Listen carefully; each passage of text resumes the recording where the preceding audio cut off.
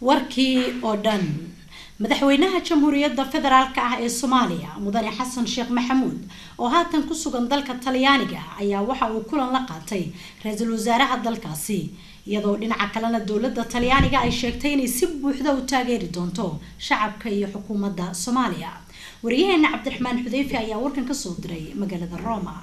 madaxweynaha jamhuuriyadda federaalka Soomaaliya mudane Xasan Sheekh Maxamuud oo booqasho rasmi ah oo taariikhi ay ku jooga magaalada Roma ee xarunta wadanka Talyaaniga ayaa kulan maanta waxa uu la yeeshay ra'iisul wasaaraha dalka Talyaaniga Enrico Letta ka hor kulankan ayaa ra'iisul wasaaraha dalka Talyaaniga Enrico Letta oo albaabka hore ee xafiiskiisa ku sugayay madaxweynaha jamhuuriyadda federaalka Soomaaliya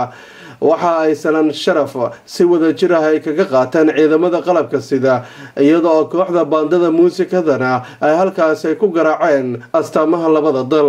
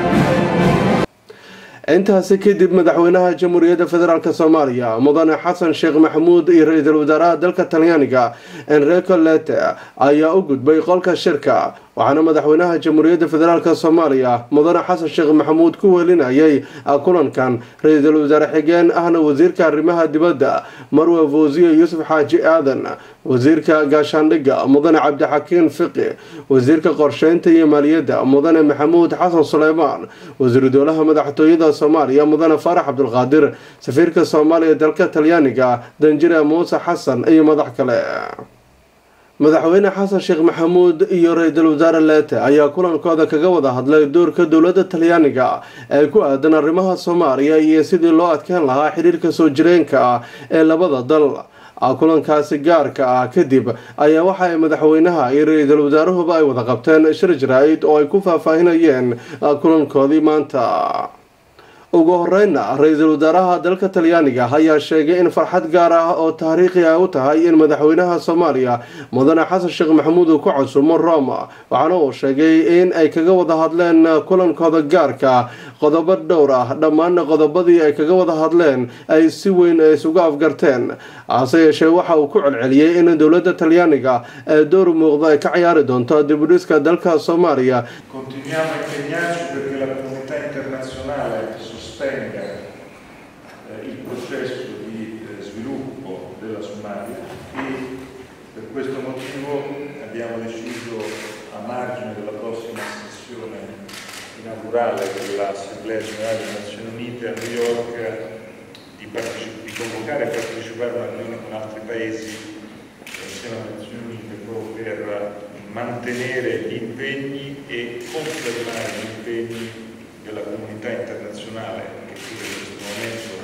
ha tanti altri scenari di crisi ai quali far fronte, ma di continuare tutti gli impegni a favore della Somalia.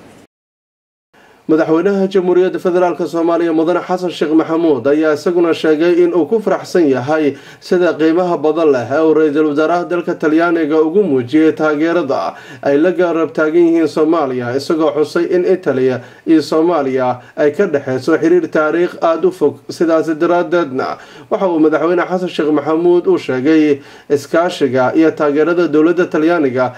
in ay si weyn kaga duwan tahay taageerada dawladaha kale Italy and Somalia has a long relationship in all aspects, historical, sanctions all, and Italy is best placed among the nations of the world to support Somalia, and Italy has been supporting Somalia throughout the Independence Day in the 1960s And in particular, in the last 22 years that Somalia was in a difficult time, we came here to show the Italian government our gratefulness for this unwavering support that has been given to Somalia. madaxweynaha jamhuuriyadda federaalk Soomaaliya mudane xasan sheekh maxamuud iyo wafdiga ballaaran ee uu hogaaminayo oo shalay soo gaaray magaalada Rome ee xarunta dalka Talyaaniga ayaa shalay waxa uu la kulmay gudoomiyaha baarlamaanka ee dalka Talyaaniga waxa uu sidoo kale u booqday jaamacadda Rome isagoo halkaasina ka jeediyay khudbad aad u qiimo badan. Cabdiraxmaan Xudeyfi, Somali National TV, Rome, Italy.